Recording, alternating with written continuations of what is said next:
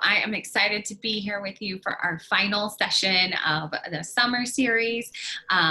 Today, we are going to be talking a lot about money. I know you all had a number of questions about how to fund graduate school, how much it would cost, what the process is. And so today we're really going to dig deep into that. And I know we've touched on it in the previous two seminars, but today that's the entire focus. And as Brian said, I'm Dr. Cammi Valdez. No, my slides are loading. But hopefully they'll be up with us soon. I am the director of the McNair Scholars program at Wellesley College. I'm also a faculty member in the biology department there and an Oklahoma LSAMP alum. And so it's always great to be here with you all. I am going to stop sharing my screen for 1 second to see if we can get it loaded back up. Sometimes these Google slides get a little bit bogged down. So I'm just going to give it 1 second to reload and then we'll get started. Meanwhile, I'm going to ask Anna to go ahead and introduce herself. Hi, everyone. My name is Anna Chicas Mosier. I am a postdoctoral fellow at Auburn University. I am a LSAMP alum and a BD or former BD fellow. I also was funded through the GRFP.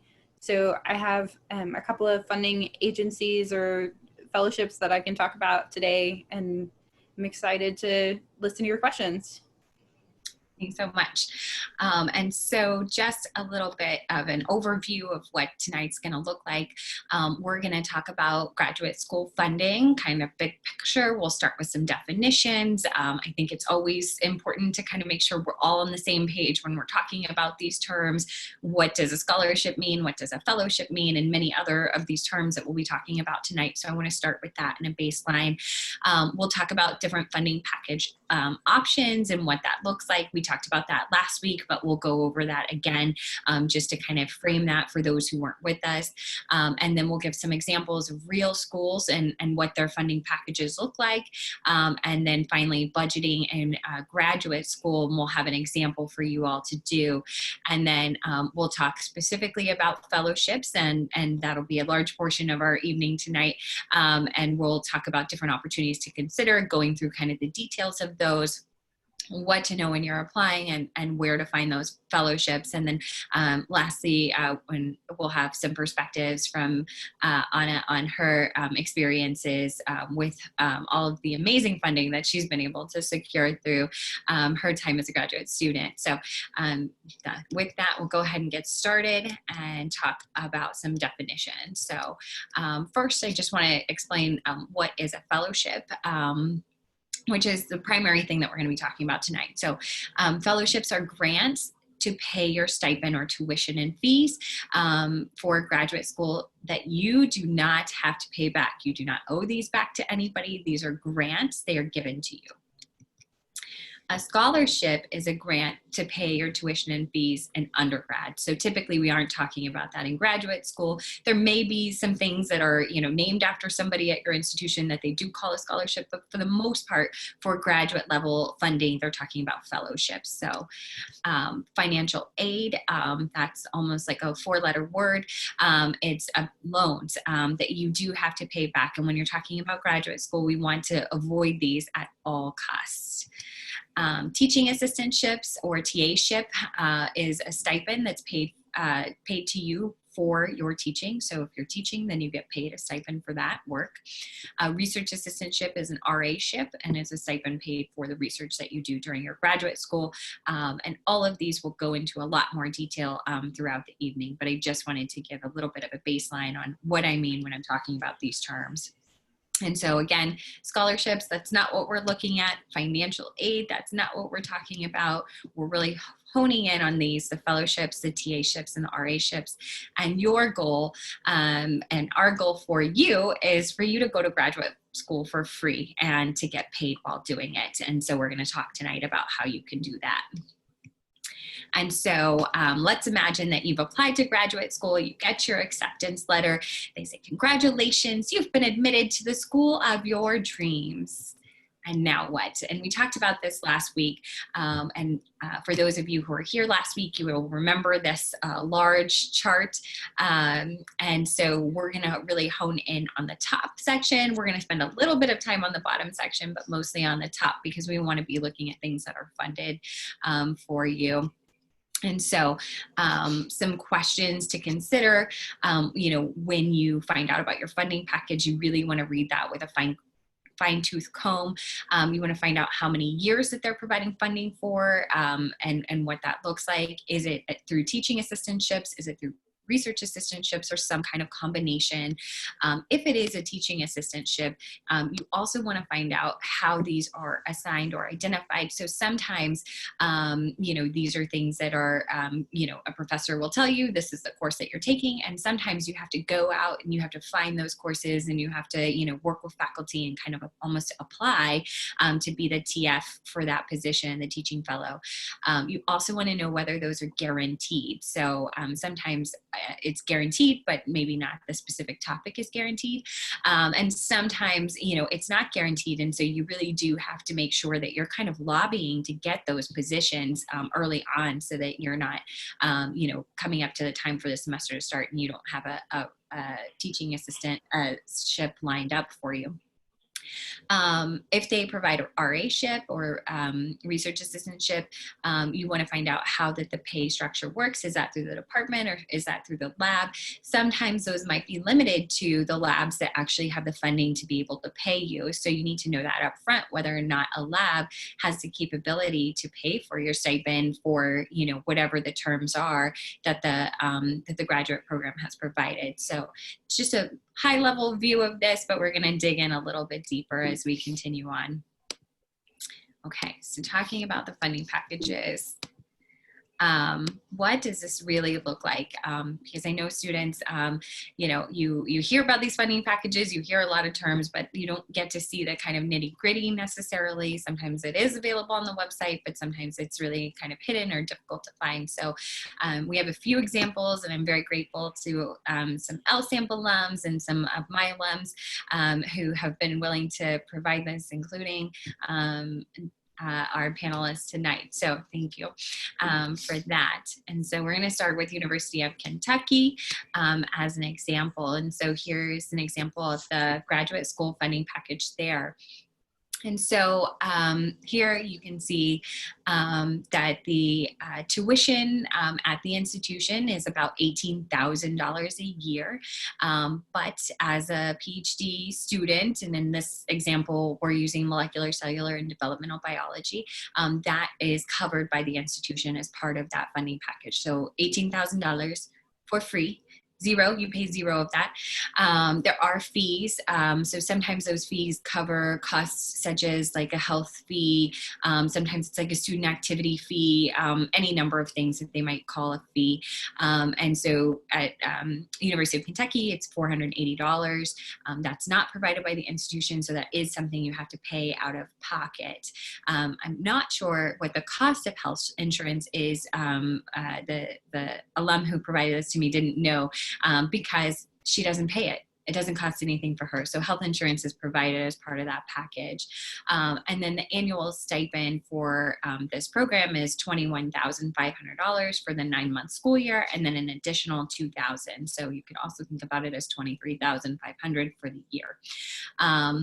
The funding package is broken up into that most students are going to have a TA-ship. So most are teaching for that funding as part of their program. So from G1 to G6 years, they have funding available. And sometimes there are RA-ships available, so the research assistantships, if the PI has the funding. And so the teaching requirement is that they are teaching throughout that program unless they are funded through their PI, and the teaching is guaranteed. So that was our first example, and you'll get to see three more examples of kind of what this looks like. So Harvard University Graduate School of Arts and Sciences. Here we're looking at the Biological Biomedical Sciences PhD program. I'm an alum of that program. One of my alums provided this for me because this is much newer data. I promise I didn't get paid this when I was a grad student. Tuition there is $22,408 for the first 2 years, and then that bumps up or bumps down, I guess, in your G3 and beyond years, and that's totally covered by the institution. So that's nothing out of pocket for the students.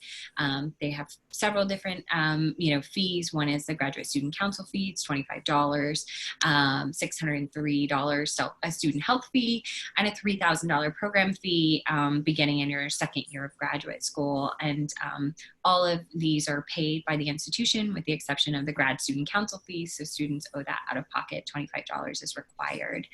Health insurance is almost $2,000 a year, and that's totally covered by the institution. And the stipend is $40,000, $40,632 to be exact. And so the students receive that funding, and typically the funding structure is that the first and second year are paid by the department, and then after that it's an RA ship through their PI.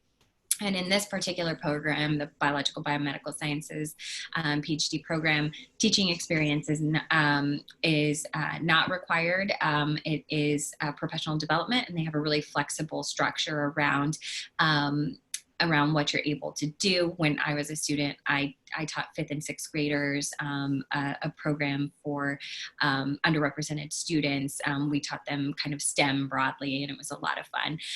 There's other programs to work with like college students that can count towards your teaching, but it's not limited to the formal classroom of like teaching undergraduates or graduate students. And then Oklahoma State University. So here we have both in-state and out-of-state costs for going to the institution. And so the tuition for in-state students is a little over $4,000, and for out-of-state is almost $16,000. But for most students that will be waived, which is what the asterisk is for there, just to remind me that for most students that tuition will be waived. They do have fees associated, and these are per year cost. And so this $3,100 for the in-state and $3,500 for the out-of-state. And so that is out of pocket. So that's something that you would use that stipend to pay for. The health insurance, again, don't know what it is, but it doesn't cost you anything. So you do get health insurance as part of that package. And the stipend ranges from $9,600 to $13,600. But also, as you look at these numbers, you might be thinking, wow, this is quite a spread. Remember that cost of living is very different amongst these programs. And so it's not quite apples and oranges.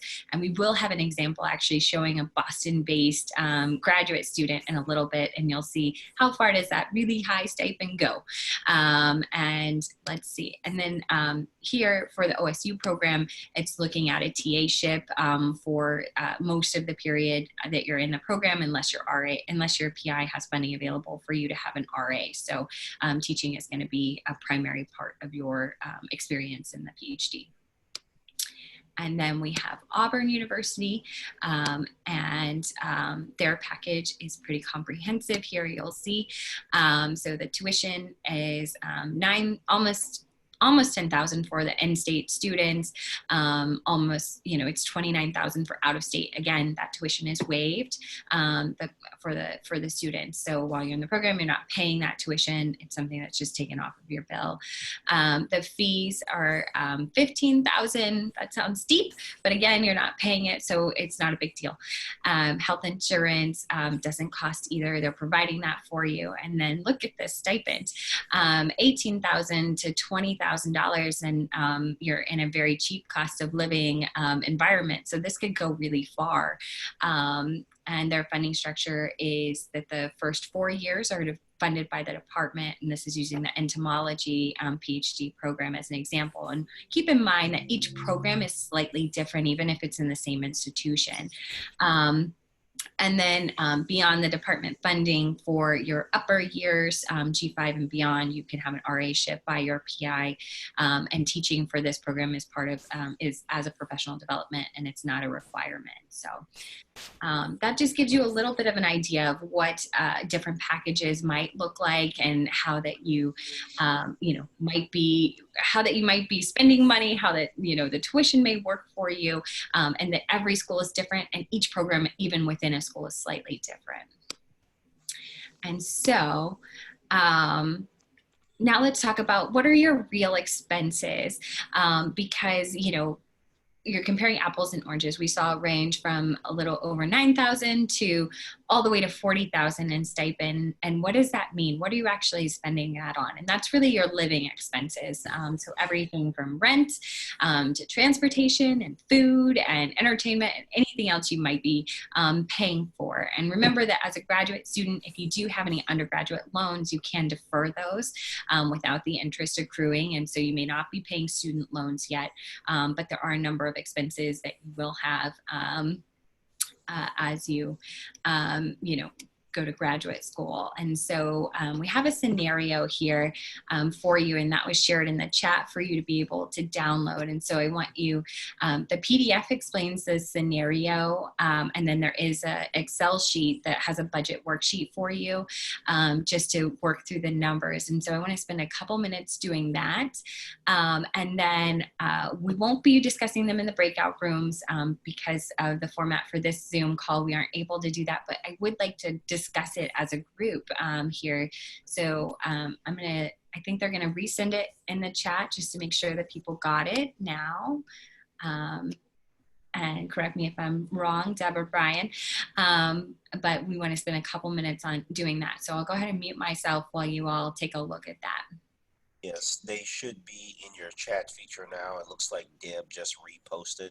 Also, while you're looking at that, we did ask if you do have any questions, start to put those together. You can use the Q&A feature to type a question as well.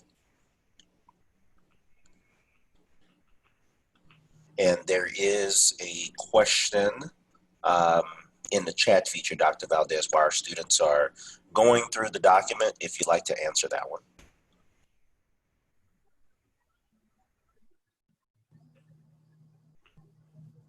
You're on mute. And then I realized I'm on mute because I was muting myself for this. So should I answer it out loud, or should I put it in the chat? Answering it out loud is fine. Sure. So the question was, are stipends usually distributed bi-weekly? If so, how long until the first payment comes on average? So this is a great question. So it depends. I mean, I hate that answer. I'm sorry. It definitely depends on the institution. I know some institutions do the bi-weekly checks, and some do monthly checks. My school was monthly, so we got paid once a month. And the date at which that come really depends on the institution and the way that their payroll works. But that's a good question to ask at the time that you're visiting a graduate school, or that you're taking a tour, or just talking with the folks who run the program. Because that's important, right? Like, you need the money to be able to pay for rent and many other things. So I think that's a great question. I might ask Anna if you want to share what's your experience. Yeah, in my experience, it's been on a monthly, both at OSU and Auburn, and I think that it's university specific, but that's one of those things that is pretty universal within the university, because a lot of these things are kind of departmental, so that should be, it's potentially even something you can look up. Although asking a department that you're considering entering is the best probably route for that. Okay. All right, thank you too.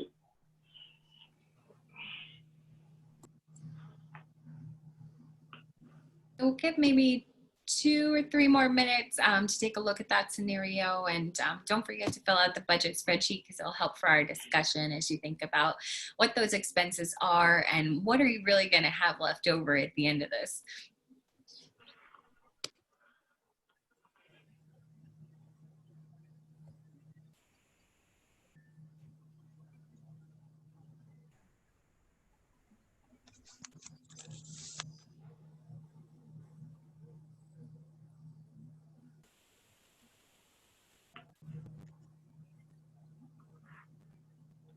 And feel free while you're going through that, any other questions. That was a wonderful question. So I will say this about money.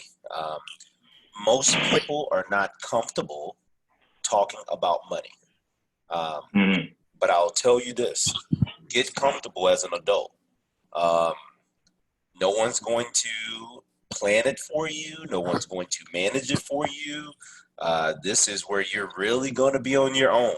So ask as many questions as possible. And I want to make sure we create an environment tonight where you feel comfortable talking about money. Um, I think Deb and I had talked earlier in the summer about doing a financial management session. We're kind of doing that indirectly tonight, and we may have more in the future, but I really want you to feel comfortable because it is so important, and money woes can greatly distract you from your education, the focus on your education, when you feel like you have money problems or money questions or concerns. So really want money. If you got your money is right, and then it's like you can focus better. Right. I don't know, Dr. That's true. Valdez, what do you think? I wholeheartedly agree. Yes, we want you all to be comfortable talking about money, and also, I mean, these are packages that are not personal, so you don't have to feel like, oh, I'm asking this question and it's going to be awkward. It's like every student should be asking this question, and so you shouldn't shy away from asking about the money and the package and really understanding that before you kind of sign on the dotted line for attending, a graduate program. Right. That's true.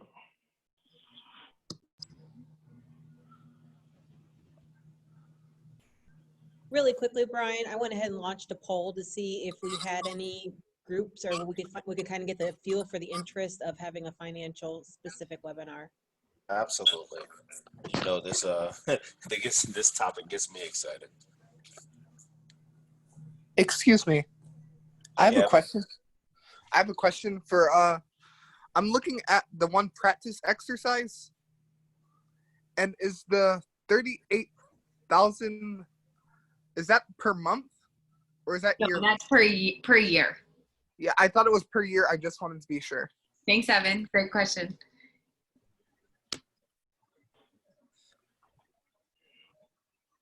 I wish it was per month. If it were per month, everyone would have a huge. At that point, Right Dr. now. Valdez, we don't even care what subject we're researching. That's at that right. point. I need a couple more if that's the case. What was I think we had the panelist that was with the flying snakes. We will all be researching flying snakes right now. Right. Okay. It is. There's a question about having a second job in the Q&A, and most, or as far as I'm aware, positions that are like TA or RA, you can have another job as long as it doesn't interfere. With some of these fellowships, however, they do restrict outside work. So the fellowships that I received, I wasn't actually even allowed to TA. So they do have some restrictions, but as far as like departmental funding and TA funding, those usually allow you to have secondary work. Yeah, I Is would that? say, I'm sorry.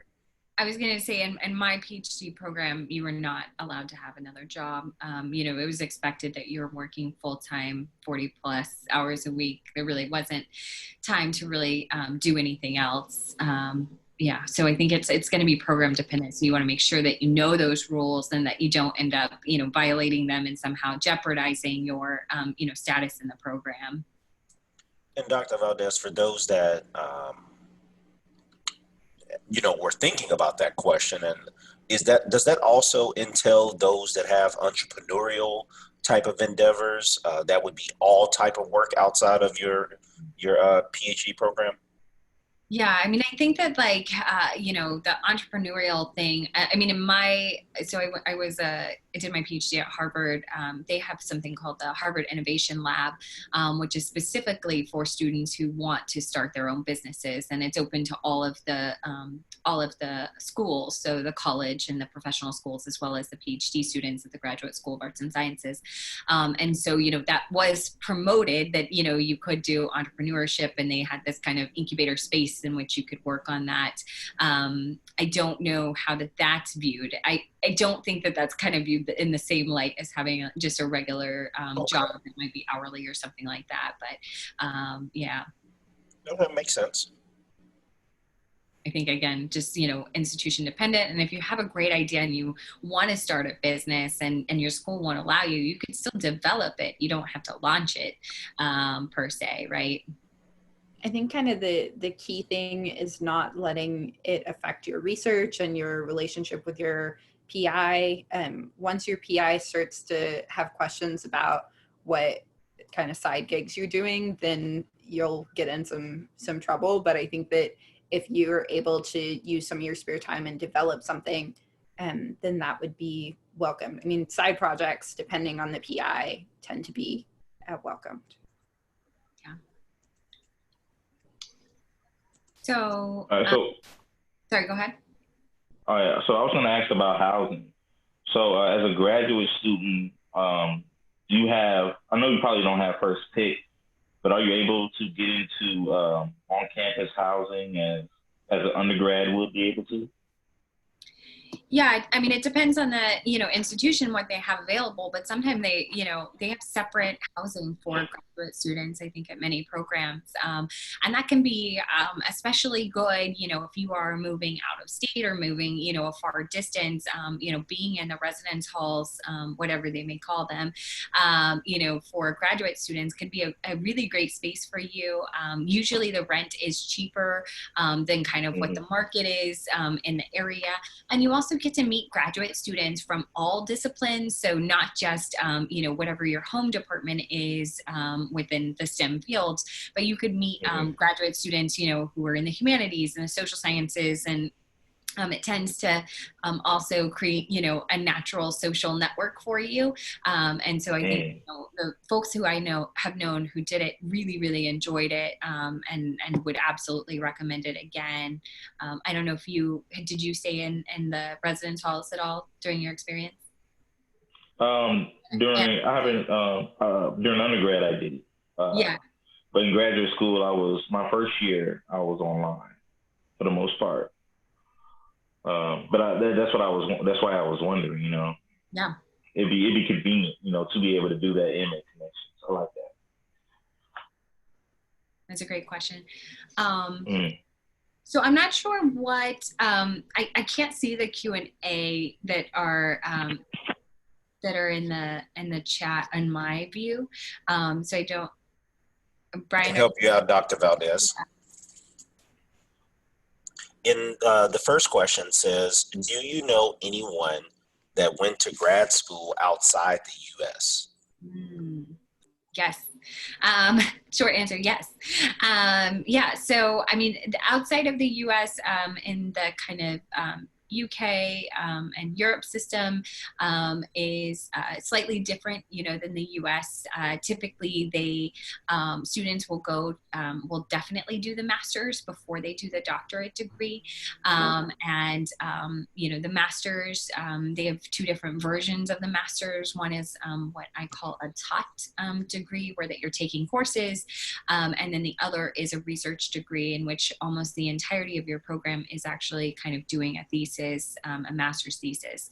And so it's kind of two flavors of the master's within those systems. And then the doctorate degree is shorter. So it's typically only 3 years. You know, it depends on what you want to do after, whether or not that's the right degree for you. So, you know, I've heard mixed, you know, information about whether or not folks who have degrees outside of the US can be competitive, especially in the academic market. because those degrees are different than the PhDs in the US, where that you're looking at 5 or 6 years continuous, working on one topic, one field, and really diving deep in that whole period of time, exploring. And so, it's something where that you really need to do your research on what is the outcome that you're hoping for your career, and whether or not that's something you could do if you go abroad. And the second question was, are the stipend numbers what you get from a TA or RA-ship, or is that separate? Yes. So the stipend is what the TA-ship or the RA-ship is. It's paid to you as a stipend. And so sometimes that number might vary even within the years that you're in the program. So let's say you're paid by the department the first year, there might be a stipend level that the graduate school sets, and then everybody gets paid that amount. And then when you're a TA, there might be a slightly different rate. It might be slightly lower than what they had. It might be slightly higher than what they had, but that's, again, going to be department and program and institution specific. And then the RA-ship might be a totally different number. And then again, if you get a fellowship, it could be even higher than what the other ones are paid. And so each is going to be paid at a different level, but that's what the stipend is that TA-ship, RA-ship, or your fellowship. That's what the stipend is. So shall we spend a little bit of time talking about the scenario? So I, welcome hand raising. Folks want to talk about this. I'd love to hear your thoughts. Was there anything that kind of surprised you about the scenario, or stood out to you that you want to share and discuss as a group, or any questions you had as you think about, how far can this money really go? So I'll look and see what hands we may have. There's also a question in that, and it's not, I'm kind of unrelated to the direction you're taking, but they were asking if you don't need housing, does that affect your stipend? Your stipend is kind of your paycheck, regardless of if you have on-campus housing or off-campus housing. So it won't affect your stipend. Thanks. Okay, so Evan, you have a question or comment? Well, I have a comment. Yeah. I was actually surprised about how much everything added up to. Yes. But were there things on there that you said, there's no way I would spend money on that? Well, personally, I live at home, so I really don't have to worry about rent. Okay. And But would you be able to live at home during graduate school? Oh, during graduate school, then I don't know. It depends. It really depends on the situation. Right now, I'm just doing what's best income-wise. Yep. But yeah, everything really made sense. The only thing, and she does have quite a bit of money left over, if you take away the credit card. Okay. Which even then, it says that she doesn't use. Okay. So. Thank you. Do you have any other comments or thoughts on the scenario? Anything that was surprising, or are there things on there that you're like, oh, I also spend, X dollars on something else that wasn't included in that? I'll say that I developed the scenario based on a kind of a conglomerate of a number of different students that I had who shared with me their expenses that they have monthly, and kind of took bits and pieces of this. So this is not any one student, but just kind of taking bits and pieces of a number of student stories to give an example of what those expenses might look like, and in a realistic way was my hope. So there's a couple questions, I think, in the Q&A. Brian, are you able to see those? Yes, ma'am. The first one, actually, you know what?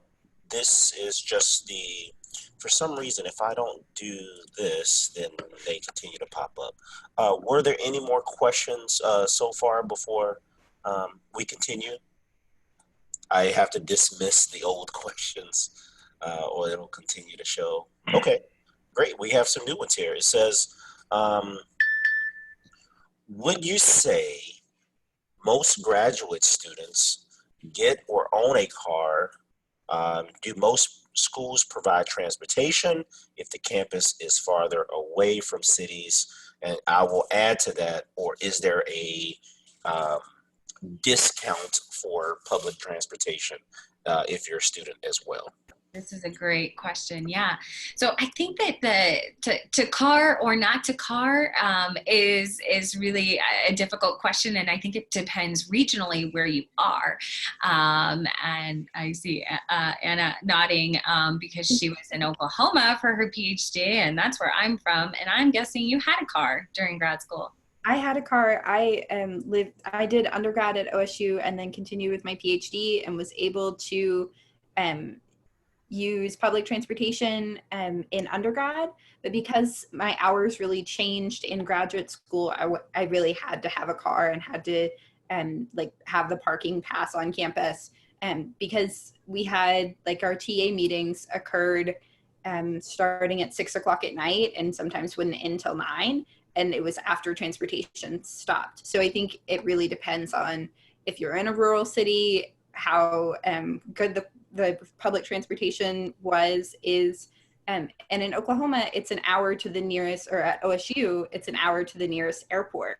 Yeah. So the people that don't have cars are constantly trying to, if they want to get home, they have to drive an hour. So definitely check where that school is, the quality of the public transportation before making that decision. Great advice. Yes. And so, if you are in a more metro, city type environment, check out the public transportation. This example was Boston. They had the Massachusetts Bay Transit Authority. Nobody needs to know that, MBTA. We call it the T. It's the subway there. It goes above and below ground. And so the school, a lot of the schools in the Boston area offer a 50% discount for monthly passes for that. And so when you have the monthly pass, you can do as many rides as you like. Most schools have some type of shuttle. And you have to figure out what that route is and whether or not you can live on that route. Can you find housing that's close enough or within walking distance from that route to be able to take a bus? If you, if the public transportation option is not that great and you're not keen on having a car, that would be a really good thing to look into, is what are the bus routes that the institution offers, and also those hours. Again, so the hours that those buses are offered. And sometimes they do really late night stuff, especially because, they want their students to be safe when they're leaving labs really late at night and need to get back home, and sometimes also campuses will offer a police escort that you could have a campus police or campus security person walk you home if you live, again, within a certain radius. So the radius matters on those things. So that was a really great question. There also, your student fees sometimes cover the university transportation. So at Oklahoma State, I was already paying for the bus. So if you can use that public transportation, you're already paying for it every semester, you might look at how that kind of balances out. Great, thank you. Is there any other questions in the chat that have to kind of do with the scenario, or I want to make sure that we're mindful of time as we need to move along on the slide deck? No, I would say we can go ahead and move forward. Someone posted, I don't know what the intent was. It said quite a bit of money. I don't know if that means good or bad. Yeah. Hopefully good. Maybe they'll tell us more when we get to the Q&A, full Q&A later on. So thank you all for your comments and kind of thinking through this scenario and the time that you spent on this. Hopefully it gave you a realistic idea of a specific scenario to think about what your budget might look like. And my hope is that, you can use these things to think about what your expenses will be in graduate school, where you can trim the fat, and where and how far your stipend will really go as you look at the actual specifics of what rent might look like in that town where your school is. So thanks for that. And so now we're going to transition into talking about fellowships. And so there are, going back to this slide, so now we're especially looking at if the program does not provide us funding, you of course want to see what are the internal fellowships that the institution might be willing to offer you, and whether or not you have to apply separately. So don't forget that caveat that they might have fellowships that you have to check a certain box, or you have to actually put together a separate application for that. And then really the focus of the rest of this is going to be about the external fellowships. So we're going to be looking at fellowships that you can apply to for the rest of this time. And so these fellowships that we're going to be talking about are our predoctoral fellowships, is what they call them. It's kind of a confusing name when you think about it, because you're doing doctoral work for this fellowship. And so why is it predoctoral? It's because you have not yet gotten your doctorate, but it is during your doctoral work. So it's not for undergraduates. It really is for a PhD or master's students. And so these are the ones that we're going to talk about, and we'll go through each of these semi-quickly just to try to keep on time. Okay. So the first one I want to talk about is a Ford Foundation Predoctoral Fellowship. So this is a fellowship that gives you 3 years of funding, a stipend of $27,000. They also, some of the other perks, which are here in the pink, are an invitation to a Ford Fellows Conference, and also access to regional liaisons. And these are former, or I guess alumni, maybe not alumni of the fellowship who are in your region, who serve as mentors for you. And as a person of color, mentorship matters, and it's hard to find access to mentors and who have similar experiences to you. And so that's a really, really big perk, I think, of this program. So I have the deadline on here for you. It's December, which feels really far away, but it will be here before you know it, especially if you're applying to graduate school right now. And so the eligibility criteria for each of these is going to be fairly similar, but they each have a slight difference in them. So this is U.S. citizen, U.S. national, a U.S. permanent resident. They also accept DACA applicants. They ask for superior academic achievement. And I want to just pause there to say, you all are LSAM scholars. This is you. Please do not eliminate yourself or do not skip applying because you think, oh, I don't have superior academic achievement. You do. This absolutely applies to you, and you should apply because you can't get money unless you apply. You have to be committed to becoming a faculty member at the college or university level. So that is one caveat that, if that's not something that interests you, this might not be the fellowship for you, but there are plenty more that we're going to talk about today, as well as there'll be a list of others that I'll share with you. You have to be enrolled in the PhD or planning to be enrolled in the PhD. You have to have 3 years still remaining to complete that degree because they're planning to give you 3 years of funding. And you also cannot have had a PhD prior to this, which I don't think any of you do, but just in case, that eliminates at least eliminates me and Anna. So we cannot get this this award. So 2 less applicants, don't worry about that. So the next one that I'm going to talk about is the NSF. Well, first I should also, let me back up one sec. So the last thing I'll say about the Ford Foundation is they especially are looking for, people of color for this. That's really what it was founded for. They now have a statement saying that it's open to, all applicants as far as eligibility criteria, but I do want to emphasize that they are especially looking for applicants from historically underrepresented race and ethnicities. So keep that in mind, that this is especially, I think, something that LSAM scholars should be applying for. Dr. Valdez, I have a question. I'm not sure if all students are interested in this, but just how do you think there's a large amount of these that people just don't apply for? I don't know if there's a lot that people don't apply for, but I think that there are a lot of students who would be competitive who don't apply, and because they either think they won't be, or because they're just not aware. And so I'm so glad to see we have such a crowd here tonight, and I hope that there'll be many more who are watching this later on the recording and thinking about applying, because there's money out there to get. I mean, these awards are competitive, no doubt, but LSAM scholars are rock stars, and so I think you all are competitive, and I think you should be applying to them. Okay, so the NSF Graduate Research Fellowship Program is, one of the kind of better known, fellowships. It's for short, it's called the NSF GRFP. So people refer to it as that pretty frequently. It is pretty prestigious to have this award. There's usually 2,000 awarded, and this year that's decreased. Was it 1,300 that it will be this year?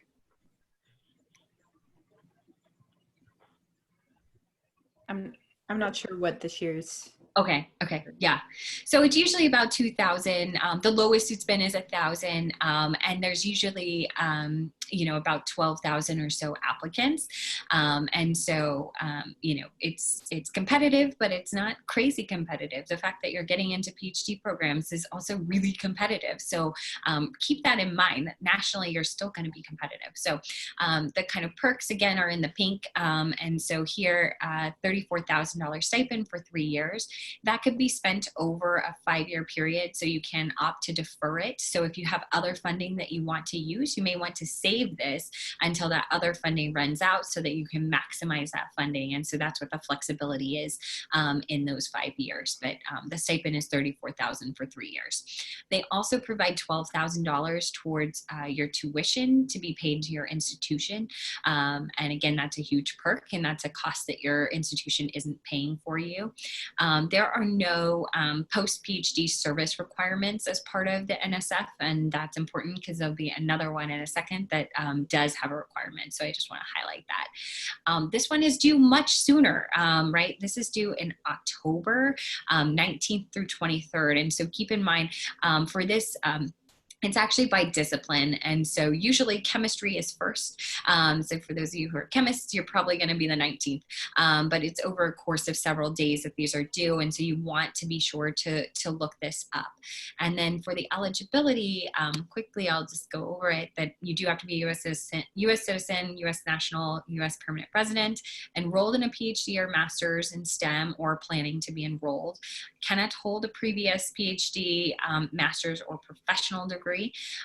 This is for current seniors or students in their gap year who have completed their bachelor's degree, or you can apply in your G1 or G2 year, but not both. So you can only apply once during graduate school. And I highly recommend that if you're applying during graduate school, you wait till that G2 year when you know a little bit more about your project. You will be more competitive.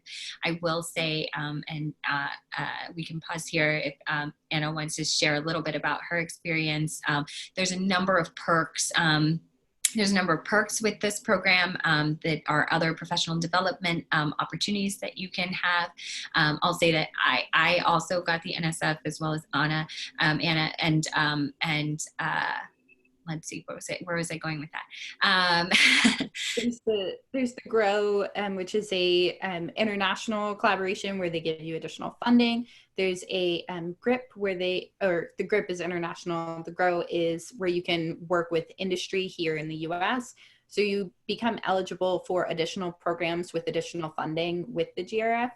The other point that I wanted to make, if you go to a school that has a lower tuition, then this $12,000 a year, you can actually use some of that extra funding for like travel and for conference travel. So I was able to go to a couple of different national and international conferences because I went to a cheaper school.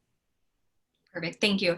And the point I was going to make about the fact that I did receive this, but I got it on my second time applying. And I know a lot of the people who I know received it on the second time that they apply. So for those of you who are seniors, I highly recommend that you apply now so that then, if you don't get it now in your G2 year, when you apply, you will. And so, the process of applying and practicing those skills helps you become more competitive, and it helps you to build that skill set to be able to make compelling arguments for why they should give you this $100,000. Like it's more than $100,000 that you're receiving as part of this fellowship. So also remember that. They also they kind of rank you based on your cohort. So if you apply with G1, then you're kind of going to be ranked with G1 or seniors, so that you aren't, as a senior undergrad being compared to G2 students. So they're kind of sorting those piles. So don't discount yourself. You should definitely try to apply twice. And I also received it on my second round.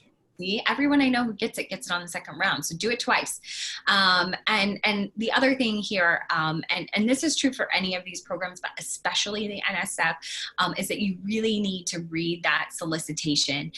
So there are some incredibly, and we just don't have time tonight to do it. I have a whole hour-long session that I do on this topic, but on NSF just specifically. But the solicitation gives a ton of details. Like they want like 12-point font. It has to be Times New Roman. You have to have, 1-inch margins, like that level of specificity. And not only you, they're asking your recommenders to do that too. So there's some things like that that can actually disqualify you if you're not meeting some of the formatting metrics and things like that. So you really want to read through all of the rules and regulations to make sure, because one of the saddest things is if you put together, an application for something like this and you don't even get judged, like you don't even get considered because of something as minor as formatting. So I do really highly recommend that you read through that. I do want to clarify that G1 is just your first year of grad school and G2 is your second. So it's like your freshman, sophomore, G1, G2. Thank you. Yes, I use that shorthand often and I don't necessarily always define that. So thank you for that. Okay, so I have two more that I'm going to outline and we're going to spend a little bit of time on, but then I'll give you a list of a number of other ones and where you can find more opportunities. So the GEM Fellowship Program is a really interesting one in that it is tied to specific institutions. And so it's up to $16,000 stipend. And so they have funding for both the master's and the PhD. So this is one of the few opportunities where that you can apply for the master's to get a fellowship.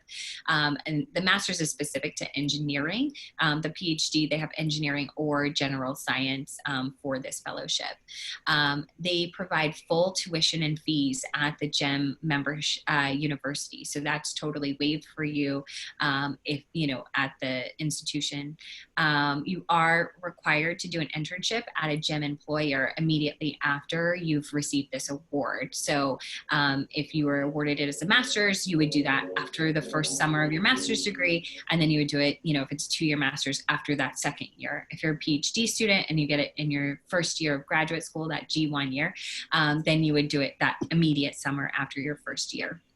And so, sometimes people say this is the service not required for the NSF. This is service required as part of that package. So it does come with strings. But at the same sense, it's professional development. To have an internship already lined up for you at a company that's going to be STEM related and not have to line that up yourself, that's actually kind of a perk. And so that's why I didn't put it in the eligibility. I actually put it in the perks and the pink side of the slide. These are due in November, mid-November, November 13th. And the eligibility, again, similarly, U.S. citizen or permanent resident. This is specific to students who are from historically underrepresented race and ethnicity backgrounds. They strongly encourage you to take the GRE, primarily because most of the institutions that are their partners require it as part of their admissions process. You do have to apply to 3 of their member universities for a STEM graduate degree, and you also have to be admitted to be able to receive the funding. So current seniors or students on their gap year are eligible. If you are applying for the PhD program for the fellowship for that, you could be in the master's degree at the time that you applied, but you cannot already be starting your PhD and apply, or already in your master's and apply for that program. And then the GPA, there are GPA requirements for the master's. Your undergraduate GPA has to be a 2.8 on a 4.0 scale, and the PhD, your undergraduate GPA had to be a 3.0 on a 4.0 scale to be eligible. So there's a question, can you apply to more than one fellowship, and is that ill-advised? Definitely apply to more than one fellowship. If you're eligible, go ahead and apply for it and put out as many nets as you can, because this is a lot of funding. And like with the GRF, you can stack it and delay it. So I have, which we're going to talk about the BD here in a second. I had the BD and was able to stack it with my GRF and had 5 years of funding. So yeah. Great question. And so this one, the Paul and Daisy Soros Fellowship for New Americans, is one of my favorites. I've had some of my alums have received this fellowship, and it's really cool. I think that one of the things that makes me the most excited about it is that it's actually for any degree type, so it could be professional or graduate, and any field is eligible. So this one is not specific to STEM. So the other ones that we've talked about so far have all been for STEM students, and so this one has a $25,000 stipend for up to 2 years, and they provide 50% tuition and fees for up to $20,000 for those 2 years that you're in the fellowship. The first year of your fellowship cannot be deferred, but you can defer your second year.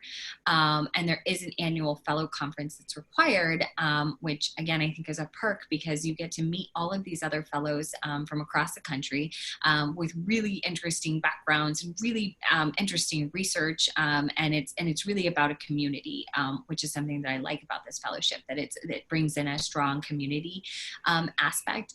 This is due late October. Annually, it's usually due late October, early November, and this year it falls October 29th. The eligibility for this one is that you or your parents have to have immigrated to the US. You have to be a current senior or in your gap year, and you have to be 30 years or younger to be eligible for this. And this one is slightly different than some of the other ones that we've talked about.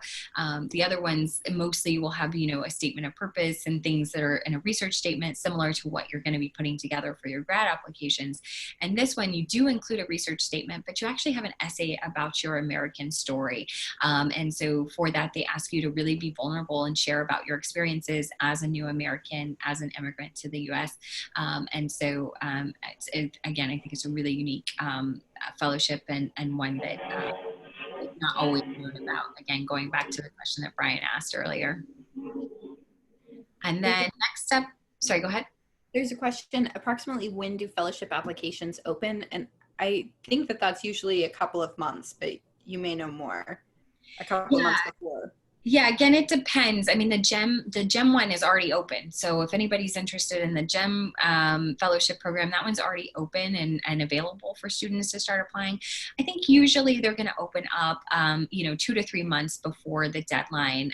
But you want to check that out and see how early can you access that, especially to be looking at what those essays are and what the other questions that they might be asking you, demographic information. Sometimes they sneak in an extra essay that, wasn't publicized as one of the main components of the application. So those are things that you definitely want to prep for and give yourself plenty of time, because remember, for these, you're talking about $50,000, $100,000 plus dollars. So, it's a couple of pages, but those pages, every word matters. Was there any other questions? There's another question about taking a gap year. If you are accepted to a grad school and then let them know that you would like to take a gap year, and then can you do that also with fellowships? Okay. Yeah, so I think I hate the answer, it depends, but I always feel like that's my answer for things. It definitely depends. So, it depends on the fellowship and what they will allow. Sometimes, like with the Paul and Daisy Soros, they don't allow you to have any type of deferment, right? That you must accept it for that first year. So you want to know those things. And again, that's going to be in the solicitation or in the, website as you read about that, what you're able to do. But generally speaking, if your PhD program will allow you to defer, many of ththese programs will allow you to defer. But again, it's going to be specific. There are ones that say no exceptions, like this is take the money or don't. Yeah. I think for the GRF, they don't allow you to take a gap year, but there are explicit things that you are allowed to take up to 2 year difference on, Yes. but not specifically a gap year. Right. So for the Bridge to the Doctorate, this is specific to LSAMP scholars. So if you're an LSAMP scholar as an undergraduate, then it allows you to be eligible as a grad student for 2 years of funding. It's pretty similar in funding structure to the GRF. but you do have to be looking to complete a PhD. So even though it's 2 years and you may get it for your first and second year, the goal is for it to be, for your final goal to be receiving a doctorate. The interesting thing about the Bridge to the Doctorate for most of these programs, if you are interested in a specific university, you apply, and then you contact the LSAMP coordinators on that campus or in that state to find out when they might have the funding. So for me, I started grad school in 2015. OSU didn't have BD funding until 2017. So I just kept in contact with the LSAMP coordinators, talked to them, and kind of just kept up with them. I went to the annual conferences, just kind of maintained a relationship with them. And then in 2017, I was able to get the funding. And this actually allows you to stack with the GRF if you receive both. So that would be 5 years of funding.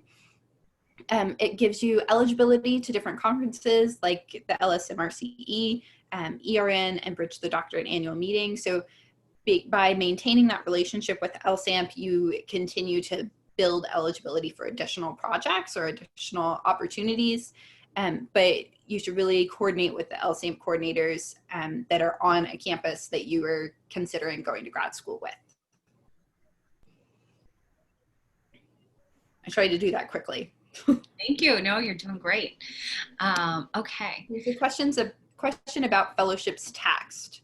And I know with the GRF, it's like income where you have regular tax income and you have to do your taxes annually. Yes. Yes, and similarly, I mean, when you're a graduate student, that money is expected to be considered as income, and so you should be paying taxes on it. Depends on the institution, and usually your status, whether or not they take out the taxes. Typically for international students, they take out taxes, and for domestic students, they do not. But again, it's institution specific, and so that is something that you also want to budget for in planning for that stipend, that it will be taxed and that the fellowships are usually taxable. And so here's just a few more fellowships. I wanted to give this list for you all to be able to come back to and think about. This is just a few, but there are so many more. The NIH F31 is one that you can actually apply for later in graduate school. So typically you're going to be like a G3 or G4 when you're applying for that. And it's much more involved than these these other predoctoral ones that we've talked about. So this one is like a 10-page grant application. And so it does get you used to kind of the experience of applying for funding in the way that a PI would. And so it is a good practice for that. And then there's a number of other ones, the National Defense, the Department of Energy, there's the Hertz Foundation, there's a number of other ones. And so I just want to make sure that you all can see these links, and you'll be able to come back to these slides and see these links. And maybe Deb can also send them out in the follow-up after the presentation. But the NIH, which is the National Institutes of Health, has a huge database of non-NIH funding, even though they have some of their own predoctoral funding. It's interesting that they keep a huge list of these non-NIH predoctoral fellowships.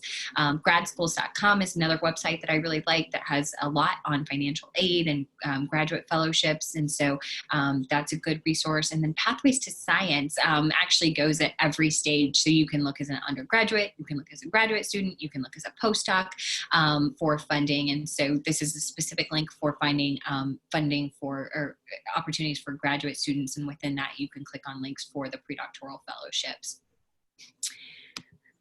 And finally, although we've been hearing from her throughout, I wanted to ask a few questions of our panelists about her experience in graduate school. And so I know you shared a little bit about your funding package throughout, and we've even used it as an example because she shared that with me in advance. But can you share just like kind of the overview, the big picture of what your funding looks like, starting with your G1 first year of graduate school, and then looking back, if you consider any other schools besides OSU, what did you weigh as you looked at the funding packages? Yes. So my funding package kind of changed over my 5 years of graduate school. So my first year, I was on a TA position, and so that was it was about a year, and you could see from the previous slide about how much I made. I think it was definitely under 20,000. And then the following year, I received the GRF. My income went up substantially. Yeah. And kind of my friends were kind of struggling financially with the having to pay those fees. The fees are one of those things you should definitely look at when you're choosing a graduate school. So I was kind of in a different place, which was really nice. Then I received the BD in 2017, had that for 2 years. And that again was pretty comparable to the GRF. I didn't have to TA. I got to really focus on my research, which is great. It allowed me to get all of my research done in 5 years with a PhD. And then after the 2 years of BD, I switched back to the GRF. So I actually ended up giving up a year of funding because of how much I received. Applying for multiple fellowships and ending up with too much money is exactly what you want to do. Try and put yourself out there, apply, and see what you get, and it'll definitely benefit you. Yeah, that's the right problem to have, is what money should I take and where from? Yes. And then as far as weighing my options, I got into 2 graduate schools. I applied to about 5, got into 2. One was in Long Island, and they were going to provide no support at all. So Long Island, New York, no support. I went with staying in Oklahoma, where I had friends and family and support. So choice. Yeah, definitely look at cost of living, because when you're looking at those prices, they, even with a tuition waiver, living in Long Island was not going to be suitable for me. Yeah, great. Thank you. And then tell us a little bit about why that you applied for the external fellowships when you already had the funding, that you could have been TAing the whole time at OSU. They had that, set up for you. So why did you apply for that? And then a little bit about how did it help you once you did have that GRF funding? Yeah, so in addition to being a big bump in pay, it also looks great on your CV when you're applying to postdocs or to positions, industry. When you say that you have a history of securing money that you can pay for yourself, that really shows that you are a well-rounded candidate, and that you have additional benefits other than presentations, publications, research, that you also can find yourself your own money. So even though I didn't necessarily need it, I had funding through my department. It definitely helped me to get where I am now, because that was one of the first things in my postdoctoral interviews that they asked me was, oh, you have funding, you have a history of doing so, that looks great. Are you interested in writing more grants? So they definitely want to see that history. But having a fellowship, as I said, really allowed me to focus on my research. I got to spend 4 years really focusing in on my research. I got to choose to interact with undergraduates instead of being forced to through TAing. I mean, I love teaching, but I got to choose my teaching interactions and build that in addition. Did you actually end up finishing sooner than, classmates, right? Because maybe they had the teaching requirements, for their stipend. Definitely. Several of my friends that started about a year before me, they're graduating in a year or 2. So they're looking at more like a 6 to 7 year program, and I got in and out in 5. Yeah. Exactly. Yep. So these fellowships can really help you because you have the latitude to focus on the research and not have to do some of the other things.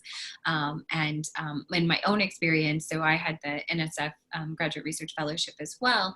I ended up having to switch labs because I had a really toxic lab experience for my first lab. And it helped me because when I was looking for new mentors and I was a G4, I was a 4th-year graduate student, it made things so much easier because here again, I had my own funding coming into the lab. They didn't have to pay for me, they also knew that I had this history of being able to secure funding, and again, it gives you a little bit more like legitimacy or things like that, just like another feather in your cap. So they can be pretty powerful, and often I also hear from folks who have fellowships, external fellowships, about the kind of latitude that they have in the lab for the projects that they get to do, because their PI isn't paying. If they would have been paying for an RA-ship, they no longer have to pay for that. And so they have more money to be able to invest into your project. And so you might get to do something that otherwise might not have been possible. All right. And then my last question for you before we kind of open it up to see what other questions that folks have for us is, what do you wish you had known earlier about funding? And is there any advice that you want to share with LSAM scholars tonight about funding? So when I applied my first year, because I applied my senior year and then I applied my first year of graduate school, I kind of wish I'd known how much kind of what they're looking for. They really want to see that you have you've done the literature review, you have a really clear method. They want to see that scientific process in your research statement, but they also want to see your kind of personal side. So weaving in your personal attributes, your history, who you are into both your personal statement and your funding statement, and really making those documents or your research statement, really making those documents read as one piece, even though they're separate. That's something that I always really focus on when I give talks like this. Make those, and make everyone read them. Make your grandma read them, make your friend on the street, make your PI. Everybody should read those documents, because you want to make it clear to anyone, whether you're focusing on a very specific system. You want, if you're working on the molecular biology of E. coli, you want someone who is a cattle researcher to be able to read it and understand it. So make sure that everyone can understand those. So that's kind of the answer to both. Yeah, no, I think that's great advice. And, don't shy away from having your faculty read these. You want their feedback, you want their input, because the people who are reading, again, the readers are going to depend on the competition. So you want to know that too, like who is the reader, who's your audience, and make sure that you're writing to that. So for the NSF, for example, you're writing to scientists. So you're going to have other scientists reading this, but they might not be so specific and niche in your field. So you have to write enough generally that other scientists can understand it. But for something like the Paul and Daisy Soros, you're really writing to a general audience. This is that's a fellowship for any discipline, any field. Could be medical doctors, could be MBAs, could be PhDs. And so you've got to write your research in a way that your grandma could understand it. So you really keep in mind that audience. I think that's fantastic advice. So thank you. We also have a question. I've suggested to undergrads to add their research and their funded materials. Do you encourage students to put their funding sources on their CV at any level, and how? Yeah, that's a great question. Yeah, I mean, I think if you have received, scholarships or funding for your research, you could definitely include that. So in your research section, you could have that under that, header of the title of the project and what you did. You can include funded by, or you could make your own funding section. You could say, grants and, grant scholarships and fellowships or whatever might, capture that, or awards and grants. I don't know. Depends on your specific scenario, but that's definitely something to include. And it could be something that you could also put into that personal statement of purpose where you're talking about your research. You could say, I did research with Professor so-and-so on such and such topic, and I was, honored to have received funding for, by, the such and such fellowship for this work, or I applied for and received, and was awarded. Again, you want to be as proactive as possible, that you actually went out there and sought out that money, and then grad schools are going to know that you have that skill. So definitely be able to include that both in the CV, but also in that statement of purpose. So I'm going to pause just to say thank you to you for being a panelist as we move into the Q&A, because this has been a really amazing partnership, and that I've appreciated so much working with you and just even bouncing ideas as we put together this presentation. So thank you. And then I just want to share my contact information with folks in case you want to reach out to me. I've already had my first virtual coffee with one of our attendees that happened this last week. And so I hope that others will reach out to me for meetings or for conversations, because I want to hear about what you're doing and how I can help. So this is how you can reach me. I'm on all the social medias. And so thank you so much for being with us today. And we'll open up questions if you want to put those in the Q&A, or feel free to raise your hands. We'd love to have you share your voices with us as we, move into the questions section. So we have one, and someone raised their hand as well. How did you manage classes and research during your first 2 years?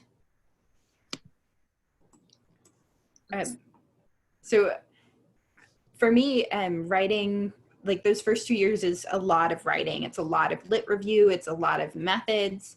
And I am fortunate enough that my system as an entomologist is mostly happens in the summer. Insects aren't really like out there doing their thing in the dead of winter. So I really focus on writing and courses in the fall and spring, and then switch to kind of research mode in the summer. I know that that's kind of a privilege of my system, but kind of try to manage your time for both. And it's easy to focus on keeping that 4-point or keeping those grades up, but the grading scale in grad school is completely different in most situations than in undergrad.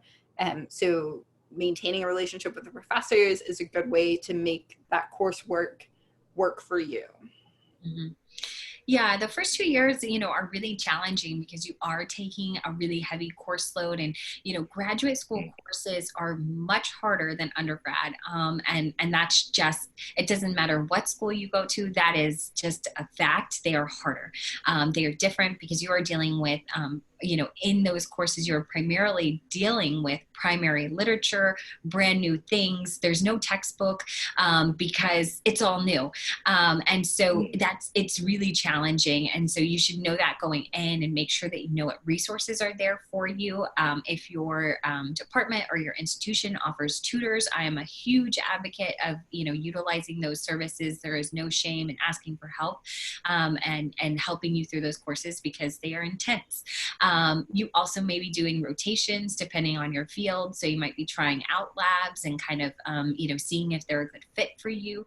One of the ways that I was able to do that, that helped, was that I actually did a rotation early. So I started my, I came to graduate school early. I started in August and did an early rotation kind of before. I had most of it done before the start of classes. Then I did one in winter session. So over the January period, I came back and did it, most of it rotation then, and then I did one right after classes finished in the spring. So it doesn't give you much breaks, so that's a downside, but you're not concurrently doing it all at the same time.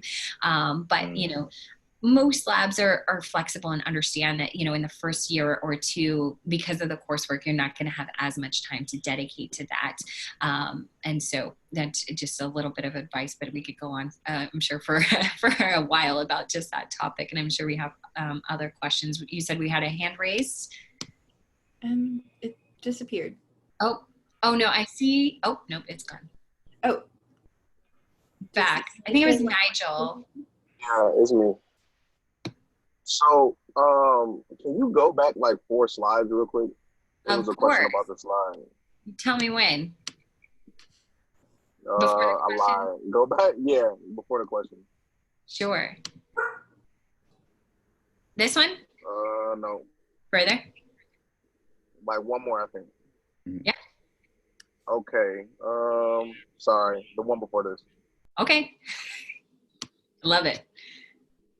All right. So, for example, okay, so like you said, we get 25,000 a stipend for up to 2 years, and then the 50% tuition and fees for up to 20,000 for 2. Can you explain that? That's not really clear to me. So. Yeah. So it's a maximum of 20,000 for each of those years. So that means that if the school costs 40,000, they would pay 20 for 2 years. So they'll give me a stipend. Clearly, that stipend will go towards the tuition, and then also they'll pay 50% of the fees and tuition and fees as well. So the stipend is for you to live on. So that's to pay your rent, that's to pay, your utilities, anything that you have for expenses. And if you do owe tuition, then that stipend may also go to that tuition as well. But a lot of programs do waive the tuition, maybe not the fees, but most programs will waive that tuition. One of the things about the Paul and Daisy Soros, again, is that it includes professional degrees. So like if you're getting an MBA, there's no tuition fees waiver. So you're paying, whatever it is, 40,000, 60,000 a year. And so they're saying there's a cap on that. If your program costs 60,000, they're not going to pay 30,000 a year. Does that make sense? Yes, it does. And obviously the 25,000 is per year. Per year, for the 2 years. Okay, correct. Yeah. All right, thank you. Yeah, check it out, pdsoros.org. Also, how do you guys have any experience with being contracted to other companies doing your research? So, say you form some type of contract and do research for some motor company, or maybe for Boeing or Rolls-Royce. How do those types of contracts normally get started? I'm not familiar. Like during graduate school or after, or? Yeah, during graduate school, because I'm talking to a few people in the research group that I'm going to, and they're doing research for like companies like Rolls-Royce and the Department of Energy. And I'm guessing there's like a proposal that happens, or a request from some of those companies. I just want to know like how that would start. Yeah, I've known folks who've had, collaborations with like biotechs or pharma. Again, my area of research is like biomedical sciences. So I've known folks who do, that kind of work, that they have collaborations and like they might be testing a drug for them, or they might be collaborating on the development of, the earlier stages of the research on a drug or something like that. Sure. And, that collaboration might start with a grant that, the lab puts together and applies for. I've seen that. But sometimes it might just be connections. Again, the science world is very, very small. And I know I said that last time, but I'm just going to keep reiterating it. The science world is very, very small.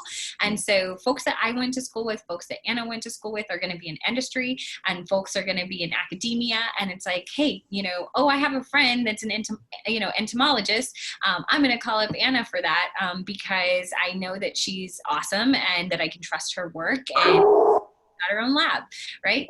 In the future, that's what's happening, right, Anna? And so, sometimes it's just personal connections that create those collaborations because folks and their work. But it also could be that companies seek them out. They're looking at the publications, they're saying, oh, this lab specializes in XYZ. Might be great to get them, get their perspective on this. Okay, I can understand that. All right, thank you. Yeah, conferences can also be a good place to kind of make those connections, especially if there's a conference that makes the overlap between industry and academia. So I go to one annually that's a toxicology conference. There's people from Syngenta, from Monsanto, there's people from academia.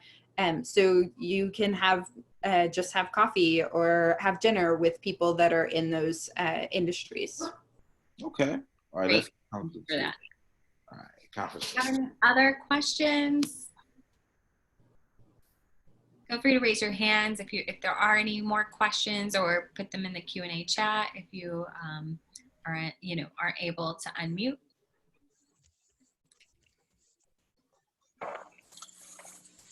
Thank you so much, Dr. Valdez. You've led a wonderful session again. Here, let me go back here. 1 second.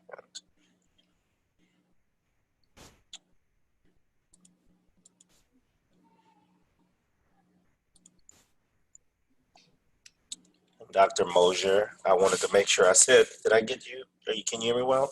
Yes, I can. Thank you. Thank you for your participation tonight. You did a wonderful job. I like the concept of the virtual coffee.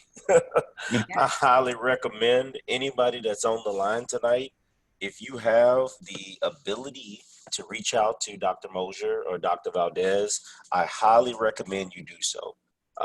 Information is very important, and you kind of put it this way: you don't know what you don't know at times. It doesn't mean you're not smart or whatever the case may be. Just there's things in life we just don't know, and to have access to wonderful people like this is an amazing thing. So I highly recommend that you take advantage of that. With that being said, I want to say thank you. Thank you so much to our collaborators. This was a plan that was thought out a few months back as COVID-19 came, and we thought creatively of what we can do for our students over the summer. If we can put together a series that was of value to them, let their voices be heard, get questions answered throughout the summer. And I think the organizations that came together did a fabulous job. This is abnormal, what I'm about to do, because she doesn't like to say much. But if everyone that doesn't have crazy background noise, please take your phones off mute. We're going to do something we've never done before here. I would love, on 3, a loud thank you, Deb, and a round of applause for having a vision, for bringing people together, and for the execution of something so beautiful in the midst of a lot of chaos. I believe that Wednesday night in the summer of 2020 has become a place of refuge and a place of normalcy for some. Dr. Valdez had a crazy day herself, but for some reason, Wednesday nights just seem normal, and they seem like it's the place where we're supposed to be. So on 3, thank you, Deb, and a wonderful round of applause. 1, 2, 3. Thank you, Deb. Deb. Thanks, Deb. Thank you to everyone who has participated, because it's because of your participation and because of your interest in your future as to why programs like this are successful. So thank you, everyone who participated. All right, so Dr. Valdez, you can go to the next slide real quick. Absolutely. We have just a few housekeeping here in the next slide or two. So if you'd like to check out the previously recorded sessions, we've actually heard students give us wonderful feedback about going back and listening. And for even those that maybe say, oh, I already listened to that session. Yeah, if you got a moment, you got a second, go back and check it out. There may be a nugget in there that you forgot or needed to take a note on. So please go to the website. And in general, you can go to lsmrce.org and get access to pretty much everything. And we do have a YouTube playlist with this as well. We would love your feedback. More participation allows for us to work on things to put more events and more activities and more series together for you. So we absolutely want to hear your voice and hear your feedback about the series. So Deb, I did not ask, but are we going to do a formal survey for our students as well post this last one for the summer? Yes, we are. We're going to go ahead and send that out via email. Okay, awesome. And please, students, I know it's hard. I know it's hard. But when Deb sends you this one, be on the lookout. Look in the spam mail if it goes there as well. But we would love to hear your feedback. We hope this was of value to you, and your feedback will help us make it better and do more events like this throughout the school year and maybe over future summers as well. All right, next one. So lastly, I just want to say thank you. You deserve your own round of applause for coming out here every Wednesday night. You didn't have to be here. You chose to be here, and we're grateful for that. It's absolutely amazing.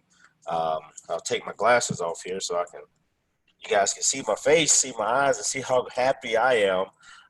It's been a joy to get to know some of you throughout the summer.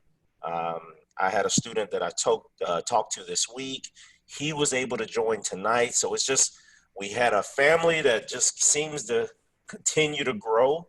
And I hope that you want more sessions like this, more information, because without it, you just don't know what's around the corner. And to have wonderful people like all of our guests throughout the summer come and be of service to you is just something that's invaluable. And we really hope that you've enjoyed this and you want more of it. So I just want to say thank you, thank you, thank you for making an investment in yourself every Wednesday night. So great job, guys.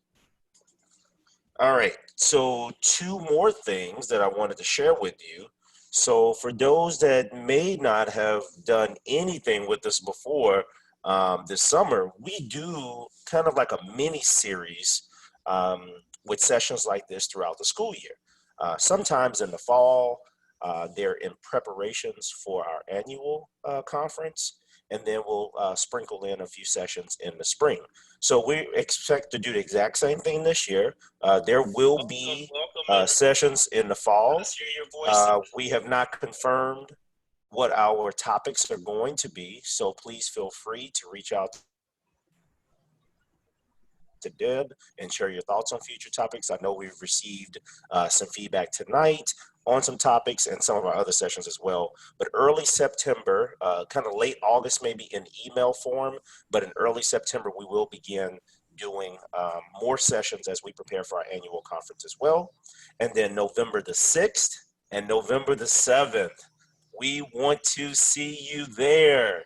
Our annual conference, our first ever virtual annual conference. This is going to be a unique one, but if you've ever been to our annual conference, it's amazing. Hundreds and hundreds and hundreds of students and faculty and staff and just people who love STEM and want to see students succeed in the STEM space. We have a unique challenge to educate, motivate, and inspire you virtually this year. And I know that we have a group of people who are going to do so. I look forward to seeing you there on behalf of LSMRCE. I know they look forward to seeing you there and all of the collaborators. So with that being said, students, since this is our last session, I wanted to know if there was anyone that wanted to take their phones off mute. You can use the raise your hand feature. And I wanted to hear your feedback for the summer, for tonight, for the speaking series in general. We just want to hear your thoughts before we close out tonight. And I'll look at check the raise your hand. I got, all right, Marie. Is that Chastain? Sorry, I didn't go ahead and raise my hand, but thank you so much, Brian, for everything. You're welcome. It's been great. It has been a wonderful summer. Is that Farouk? Yes. Hey, Farouk. I just wanted to say that thank you to you, Miss Anik and Deborah and other people for, doing this sessions. These sessions have been very helpful and amazing. I've learned a lot of tips and tricks from these sessions, and your energy is very positive and very contagious. I really appreciate it. No, you're welcome. I remember you. You were on the very first session, right, Farouk? Yes. Yeah, de-stress, and motivate, right? Yes. Yeah, I remember. I'm happy you stuck with us throughout the entire summer. Nigel, you had some feedback there? Yeah, I did. I just want to say thanks. Also, thanks for Anik for allowing me to come in, even though I came in 2 weeks after. I definitely learned a lot. Remember, I said that about grad school. I was after doing these webinars, and because of this LSAM series, I was against to on the fence, and now towards the end, I'm actually trying to figure out where I'm going to go to grad school. Awesome, awesome. Oh, there we go. Deb, out against Yep. and but on the fence. We What were was it? It's we like were I trying to went tell from on Dr. the fence. Valdez. What was it? I went from on the fence to what again? Yeah, it was against to on the fence, and That's that was right. like that was 4 weeks ago. Now 4 weeks to today, I'm actually looking to figure out where I'm going to grad school. All right. Contact me for coffee. Dr. I can't hear. Valdez, you converted him. He went back and watched one of your old vids. Yeah, it was definitely because of her videos. Her videos were amazing. Thank you. Definitely informative too. Great job. Great job. Looks like Alexis.